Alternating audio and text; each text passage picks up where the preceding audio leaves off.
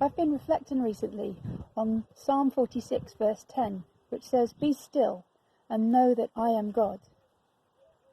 And I've written this reflection called, "How long does it take for God to get our attention?" Because this lockdown time has reminded me of my second summer at university. What was supposed to be a glorious time of playing the violin in preparation for my second year recital, and playing cricket, my newfound love. And suddenly both were taken away from me in an instant when I tore ligaments in my wrist. I couldn't do either. I felt like I couldn't do anything. This was a long-term injury that would have me out of action for months. For 2 weeks I railed against my situation, angry with God and refusing to be comforted.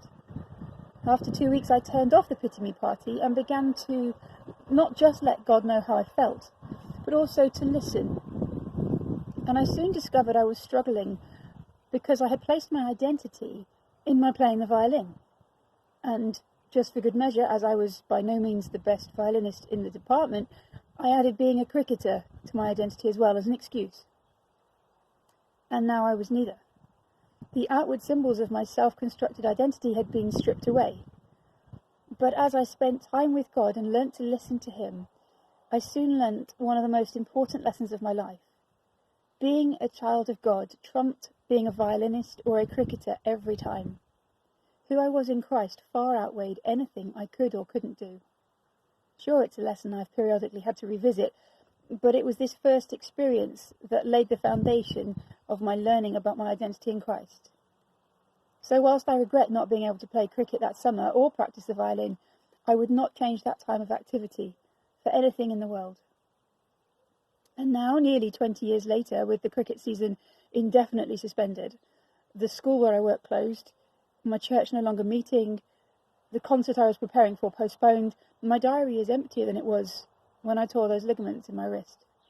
And all around me, people are suffering the same. Life as we knew it has been stripped away and replaced with alien concepts like self-isolation, shielding, and social distancing.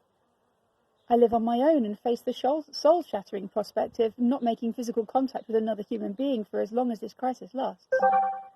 I enthusiastically say hello to every passing human I meet on my daily exercise just for the joy of conversing with an actual person. And I plan copious Zoom meetings with my friends and family. I spend hours preparing creative lessons for remote learning and hover over the computer, constantly checking my notifications in the vain hope that some child somewhere has done what I asked of them and has sent me proof.